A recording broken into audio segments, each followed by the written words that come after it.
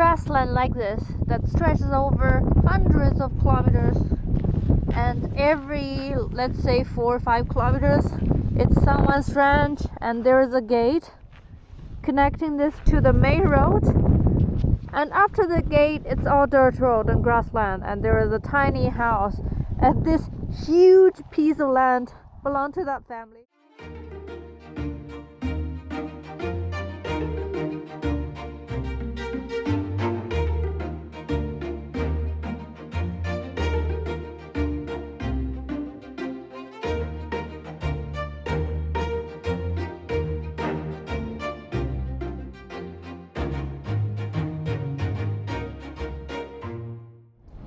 Good morning everyone, welcome back to the channel. And right now I am just next to the National Highway G331 and I am near China and Mongolia border. I saw the herdsman with the cows and the dogs. I don't know if it's possible for me to get closer to the border. I think no, and I don't know if there is fences there, but I think the herdsman, they might be able to graze the cattle near the border. Today, my plan is to cover 308 kilometers to a place called Dongwuqi, and the full name is Ujimuqin. The place names in Inner Mongolia are very long.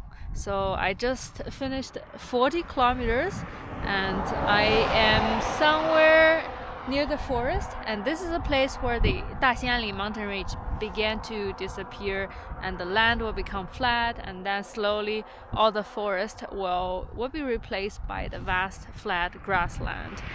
So I hope I can reach the place before sunset, but I don't know because I am a slow rider.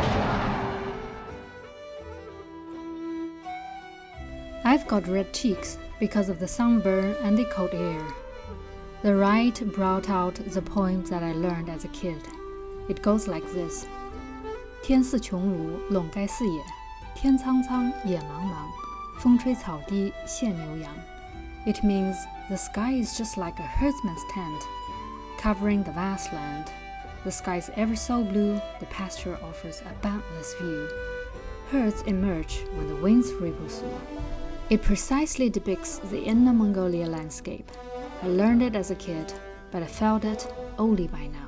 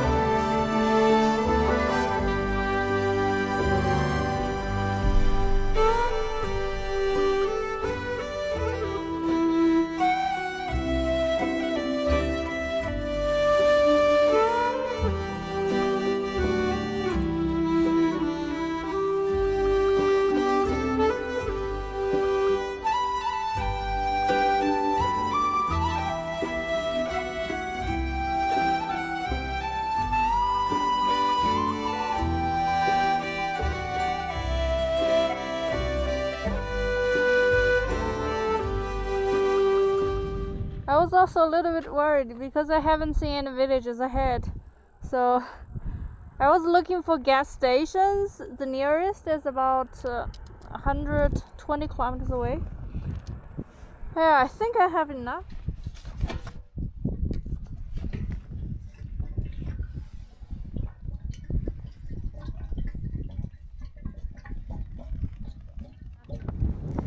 After all, it's still very useful to have a gas tank, especially in the Mongolia. It's too big. So that is a buffer zone, and about 1 kilometer away, that's Mongolia. And this is also the official ending place of the forest and the starting point of the vast grassland ahead. Man, the wind is strong.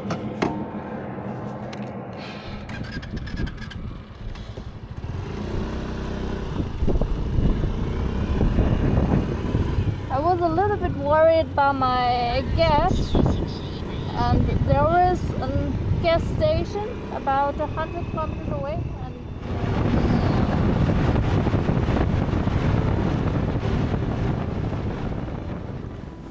The wind was blasting fiercely, and whenever a big truck passed by, the airflow would cause turbulence, shaking my bike.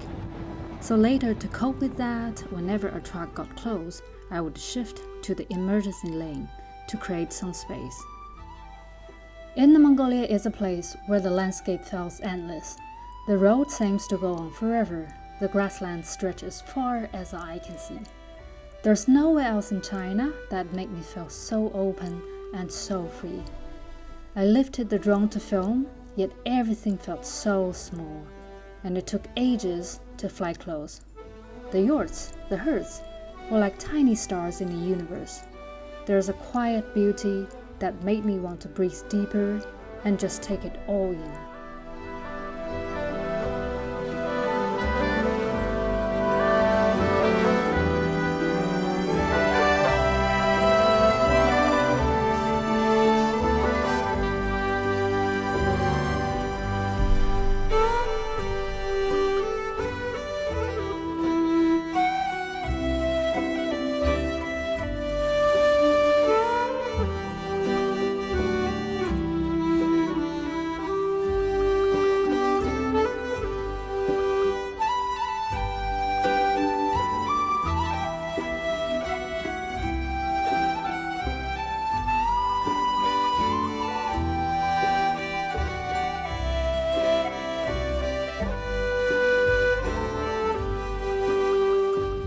I'm not getting in, I just want to show you the ranches here. So basically imagine grassland like this that stretches over hundreds of kilometers, and every, let's say, 4 or 5 kilometers it's someone's ranch, and there is a gate connecting this to the main road, and after the gate it's all dirt road and grassland, and there is a tiny house, and this huge piece of land belongs to that family. It's so crazy. Imagine having so much land. But it must be quite an isolated life for people who herd the cattle.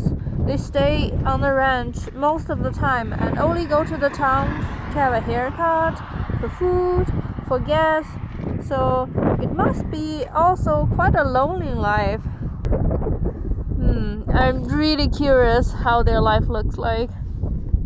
And by the way, I also cleaned my windshield because it got too disgusting and too unbearable.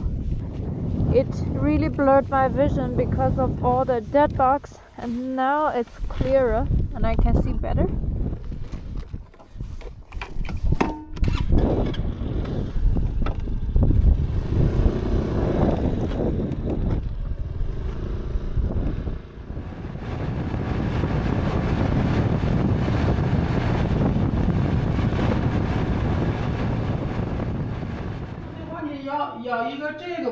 要一个啥？这个都有了，那个果子、奶茶都有了。都有了奶茶。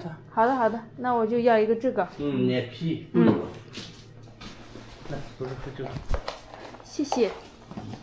哎呀，我的妈呀！哇，新鲜的。This is a homemade yogurt, and their utensil is quite funny. So it's a wooden basket, and the yogurt is still fermenting. And this bucket it's written 纯马奶酒, which means pure horse milk liquor. I have no idea how it tastes, but it smells like liquor. So I am here in Inner Mongolia, and I'm riding towards Ujimuqin, which is another 160 kilometers away. This is a very nice local restaurant, and I've ordered Mongolian tea. So this comes with some biscuit, and also those are the dried milk. Those dried dairy are very hard, but I think after soak up in the milk tea, things will be different. And that's the magic.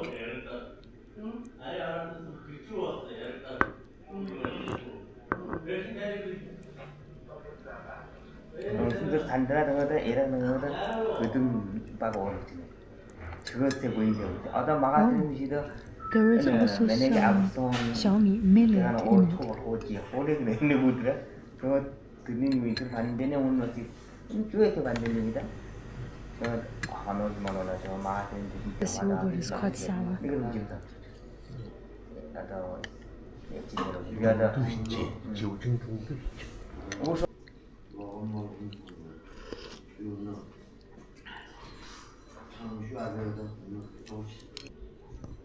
And this is a salty, savory milk tea. And after soaking up in hot water, the milk nugget tastes sour and sweet. 一家和一家隔那么远的话，他们平时会住在牧场吗？住。然后就一天到晚都住那边？有的有事来呗，你缺个东西下得来呗。哦。缺个这个啦，出来理个发啦，下来一趟。哦。汽油、柴油，那缺它就下来一趟。哦，就等于说，基本上还是在那边生活。习惯了，他们那头时间长了都习惯了一样。我也待过，我也就一个人在蒙古包里放羊，特苦。哎呀，进来就没说话，这人也没有。哎呀，那是个。那他们那个一般都是一家人在那边，对吧？牧场。都一家人。一家人，那牧场真是好大好大呀！好大。因为以前我在西藏啊，或者在四川呀、甘南也看。但是我觉得内蒙的牧场特别大。哎，牧场呢，比好像是这牧场好像就感觉说是了，草原里头就内蒙的好草场，对，大平厚的，而且那个西藏有草原有，新疆也有，它这草原多了一些，沙漠多，山也多，树啥的，这个地方没有那个大山，没有那个大树，没树大型的森林没有，那地方不行。大坑了呢，有的地方无人区呀，可麻烦了。对。咱们内蒙地方就比较安全，全是草原嘛。对，它就是草，然后有一点点小水，对，就很漂亮。对，草也好漂亮。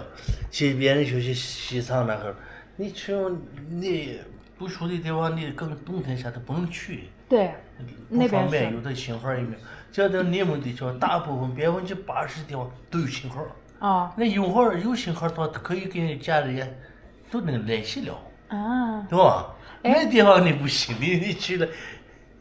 那所有的就是这些牧场都通电了吗？没通电啊？路边上头的。那就是要发电了。发电。风力发电，太阳板。太阳板。那还挺好的。挺好。像那个纯马奶酒是用马奶做的酒啊？马奶做的酒。哎，你那个你喝一碗都里头都全给你洗了，真的干净了啊。那个咋卖啊？马奶酒？马奶酒是15一斤。15一斤。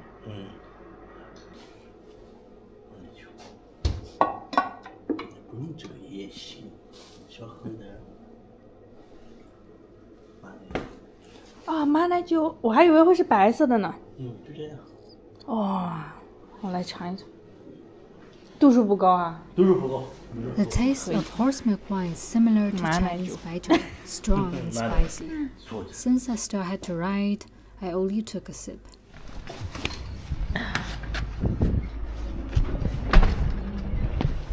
My energy is refilled by that yogurt and also by that milk tea.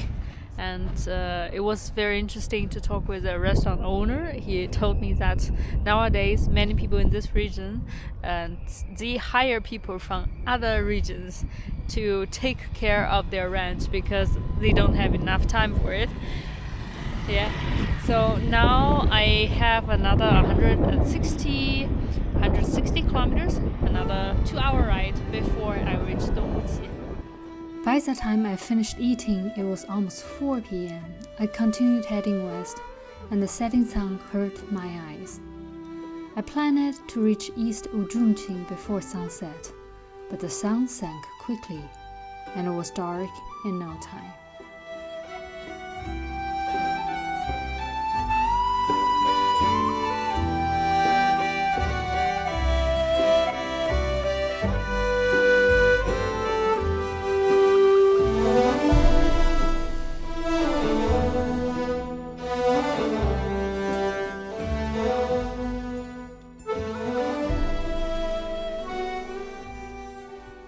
were quite a few vehicles on the road. Some tractors were running with dim light.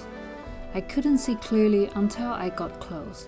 For safety, I slowed down, and finally around 8 p.m. I arrived in East Ujimuqin. Finally, I am here in Dongwuqi, and today I got a room which cost 100 yuan, and I got a free upgrade at the reception. So I've got a huge room, probably the biggest room I've ever had during this scooter trip. So I'm going to take a shower now and have a good rest. I will show you more of this place tomorrow.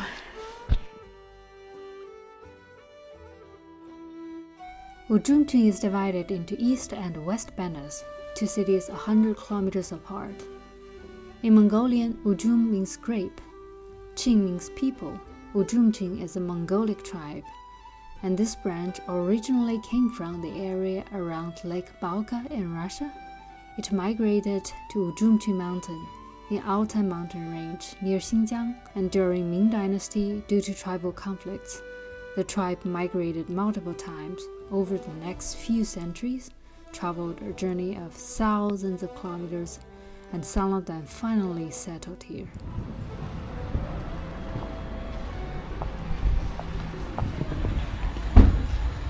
That's in Mongolic script. It looks a little bit like Arabic, right? So the story is that in the 13th century, when Genghis Khan captured a Uyghur tribe leader, he asked him to create the Mongolic script based on the Uyghur script, and Uyghur script uses Arabic alphabet, and that's why there is a similarity, and also it's written from top down, just like the ancient Chinese, but now the Chinese is written from left to the right. And what's more interesting is that this ancient Mongolic writing can only be found in Inner Mongolia, because in Outer Mongolia it is the Cyrillic alphabet that is now being used due to the Russian or Soviet Union influence.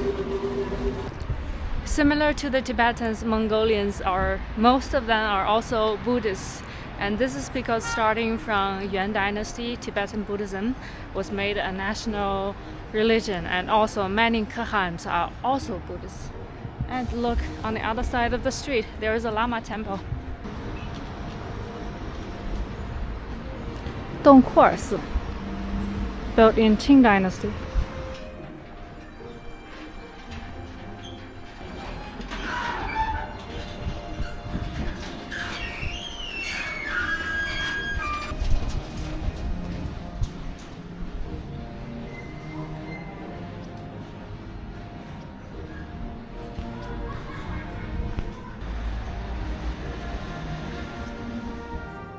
So far, I haven't seen many people who got dressed up in traditional Mongolian clothes, but I think also I come at the wrong time. It's now September, October, and if you come in summer when there is not done, you will see lots of people who got dressed up.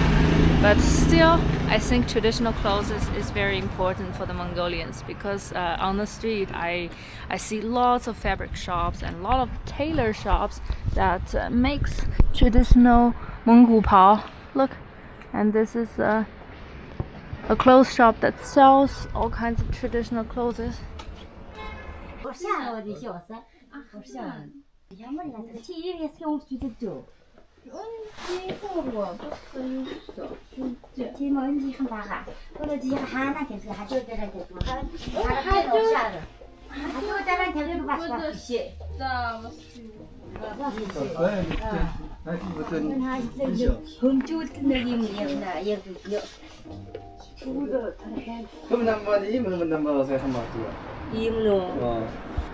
You can also find all kinds of wools, and they are very useful against the cold winter. Here, the Russian influences commonly seen in northern Inner Mongolia are no longer present. Instead, there is a mix of Mongolian, Tibetan, and Han culture. While Mongolians and Tibetans are two distinct groups, they share many similarities. Both used to practice a lifestyle of nomadic pastoralism. Both wear heavy, colorful layered clothing suited for harsh climates. Both also have a strong connection to horses. Tibetans hold horse races in summer, while Mongolians celebrate the Nadan. And their diets include a lot of meat, dairy, and tea.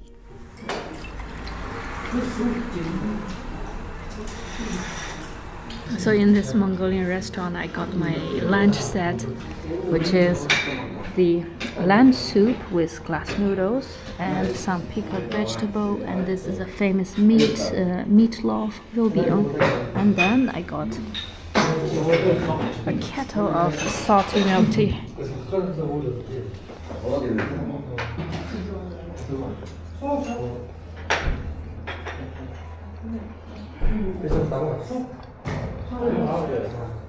这个就是那个最传统的那个馅饼，肉馅饼是吧？肉饼，它里面是啥肉呀？羊肉。啊。那你吃了吗？我还没有，因为我有点饱了，我打算带着路上吃。你吃不了是吧？还没吃完。味道怎么样？很好吃，那个羊肉汤真的特别好吃。羊肉啊，我们这的羊肉。对，内蒙的肉真的味道没法说，真的特别好吃。好肉。对。谢谢老板啦。哎，好。洗热呗，不倒有。谢谢。拜拜。嗯。拜拜。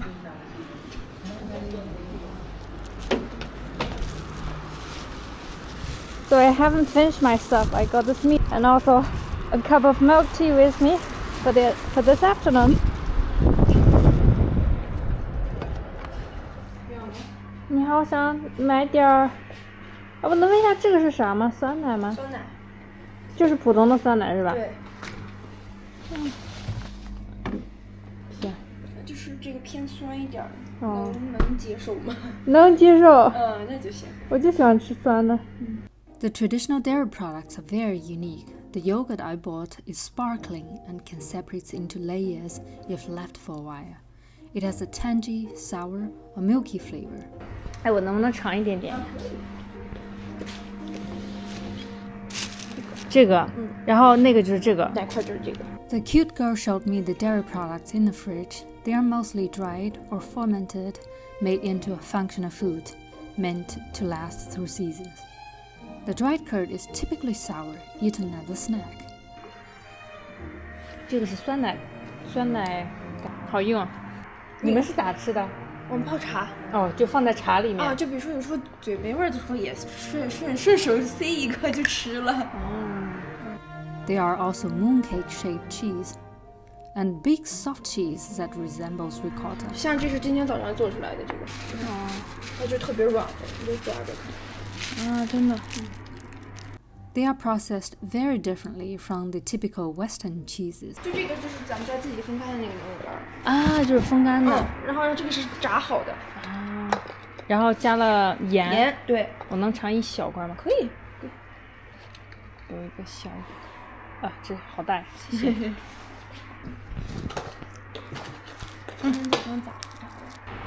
那蒙语怎么打招呼啊？你好。塞农。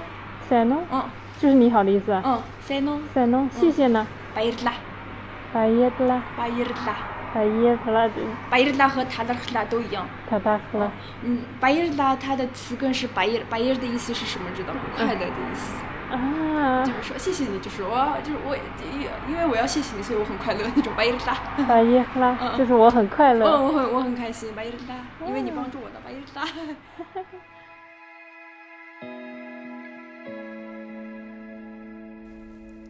After saying goodbye to this girl, I headed south to Chifeng, passing many temples along the way.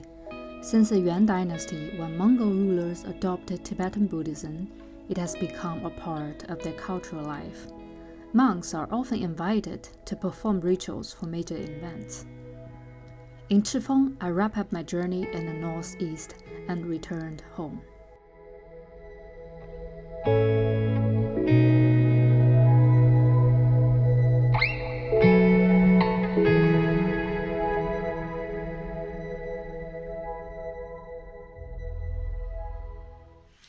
I do have a lot of PTs on this trip. I haven't visited the capital city, Hohhot, and I haven't experienced Nadan. And for the next time, I want to travel from the east to the west, go across a vast grassland as well as the Gobi Desert.